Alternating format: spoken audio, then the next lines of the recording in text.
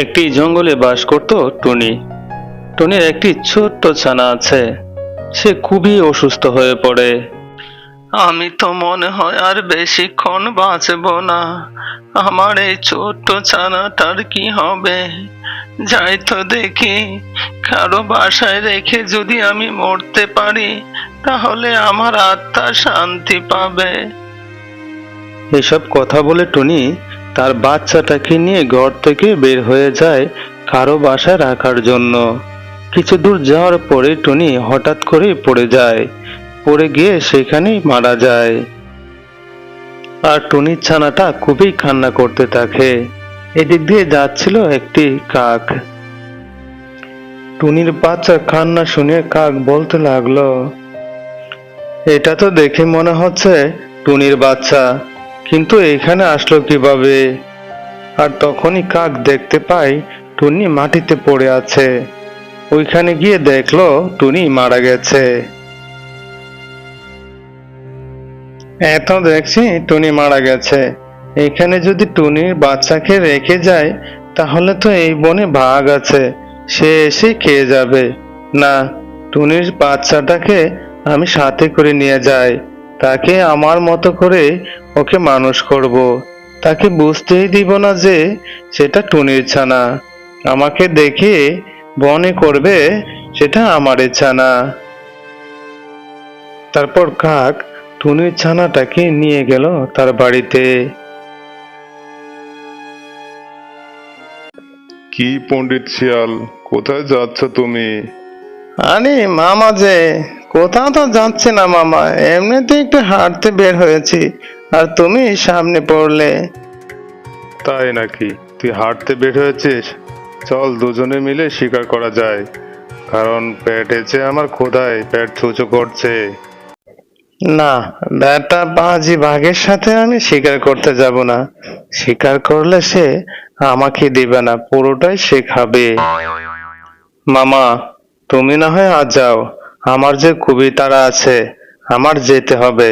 অন্যদিন না হয় তোমার সাথে শিকার করতে যাব। কি রে শিয়াল, তোর আবার কিসের তারা? চল না আমার সাথে, আমার শরীরটা খুবই দুর্বল লাগছে। তুই থাকলে তোর পণ্ডিতি বুদ্ধি দিয়ে শিকার করাটা খুব সহজ হবে। এত দেখছি শয়তান বাঘ আমার পিছে হাঁটার মতো লেগে আছে। আমিও যে পণ্ডিত শিয়াল, তোর সাথে শিকার করতে আমি কোনোভাবেই যাব না। আমি জানি না, শিকার যা ধরবো সবই তুই একা খাবি, আর আমার না খেয়ে থাকতে হবে। কি রে বাগনা, তুই এরকম বিড় করে কি বলছিস? মামা, আমার তো মাথা ঘোরাচ্ছে, মনে হচ্ছে আমি এখানে পড়ে যাব। আমি যার এখন হাঁটতে পারছি না, কেমন জানি শরীরটা করছে। আরে এই তো দেখছি মহাজালা। এখন যদি সে এখানে পড়ে যায়, তাহলে তো আমারই টানতে হবে। না না, এইখান থেকে এখনই ভাগতে হবে। বাগনা, তাহলে তোর আর আমার সাথে শিকার করতে যেতে হবে না। তুই জলদি করেই তোর গুহায় যা, কে রেস্ট কর। আমি এখন শিকার করতে গেলাম। এইসব কথা বলে বাঘ এখান থেকে চলে যায়। হুম হুম হুম হুম হুম, আমি হচ্ছে পণ্ডিত শিয়াল, তুমি আমাকে সাথে করে নিয়ে যাবে শিকার করতে, আর তুমি পুরোটা খাবে, তাই না? এই জন্যই তো এই ফন্দিটা আটলাম। তারপর শিয়াল এখান থেকে চলে যায়। আর এদিকে বাঘ সে হাঁটতে হাঁটতে গেল কাকের বাসার দিকে। গিয়ে দেখলো কাকের বাসায় একটা ছোট্ট ছানা আছে। ওই তো দেখতে পাচ্ছে একটা কাকের বাসা, ওইখানে একটা ছোট ছানা আছে। আমার যে খুবই খিদা লেগেছে, এই বাচ্চাটাকে খেয়ে কিছুটা হলো ক্ষুধা নিবারণ হবে। বাঘ কাকের বাসার সামনে যেতেই তখনই কাক চলে আসে। এসে কাক তখন বাঘকে বলছে, বাঘ মামা, তুমি এই ছোট্ট ছানাটা খেও না। তো এই ছানাটা খেয়ে তোমার পেটের এক কোনাও হবে না। শোন কাক, আমার যে এটা খেতেই হবে। আমি অনেকক্ষণ ধরেই খুঁজছি, কোনো খাবার পেলাম না। আমার যে ক্ষুধায় পেট একদম চুচু করছে। পেটের কোনা হোক বা না হোক, আমি ওই ছোট্ট ছানাটা খাবই। কাক তখন বাঘকে সবকিছু খুলে বলল, সেটা যে তার ছানা নয়। মামা, তুমি এটাকে খেও না। তার জীবনের অনেক কষ্ট।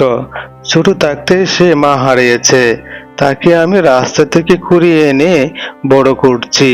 তুমি এত নিষ্ঠুর হইও না। কাকের এমন কথা শুনে বাঘের মনটা একদম নরম হয়ে যায়। আর তখন বাঘ এখান থেকে চলে যায়।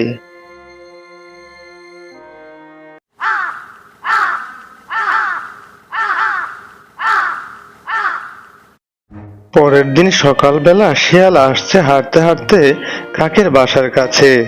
এসে দেখতে পেল একটা ছোট্ট ছানা। আরে, এ তো দেখছি একটা পাখির ছানা। কচি পাখি খেতে কত যে মজা আর সুস্বাদু! যে না খেয়েছে সে কখনো বিশ্বাস করবে না। দেখে তো মনে হচ্ছে এটা একটা কাকের বাসা। কাক আসার আগে এইখান থেকে খেয়ে চলে যায়, যাতে দেখতে না পায়। তারপর শিয়াল ছোট্ট ছানাটাকে খেয়ে এখান থেকে চলে যায়। চলে যাওয়ার সময় রাস্তায় কাকের সাথে দেখা হয়ে যায়। তখন কাক শিয়ালকে বলছে, কি শিয়াল ভাইয়া, তুমি কোথায় যাচ্ছ? মনে হচ্ছে দেখে খুব তাড়া তোমার। আমি কেন দ্রুত হাঁটছি তুমি বাসা গেলেই বুঝতে পারবে কেন আমার এত তাড়া। হ্যাঁ রে কাক, আমার যে একটু তাড়া।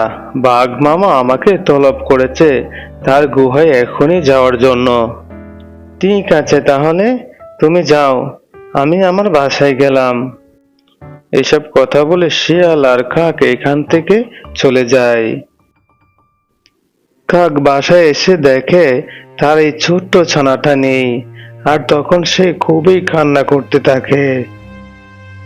আর তখনই দেখতে পায় শিয়ালের পায়ের ছাপ। এই দেখে কাক বলছে, এ তো দেখছি এটা শিয়ালের পায়ের ছাপ।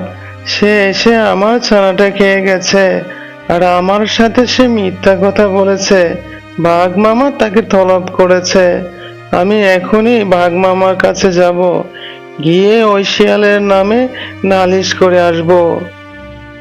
তারপর কাক সে বাঘের কাছে গেল। বাঘকে গিয়ে সব কথাই বলল। বাঘ তখন বলছে, ঠিক আছে কাক, তুমি কান্না করো না।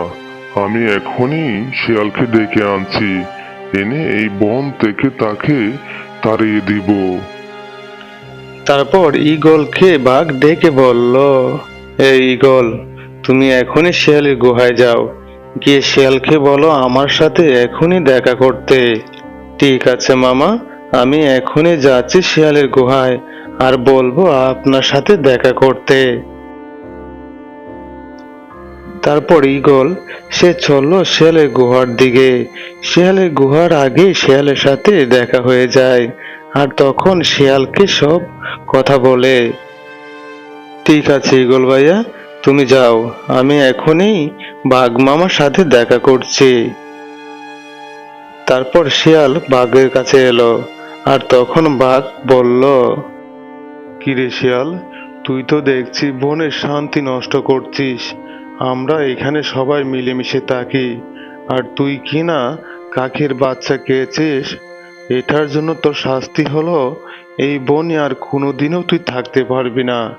এখনই এই বন থেকে চলে যা, আর না হয়তো আমি তোকেই মেরে ফেলবো।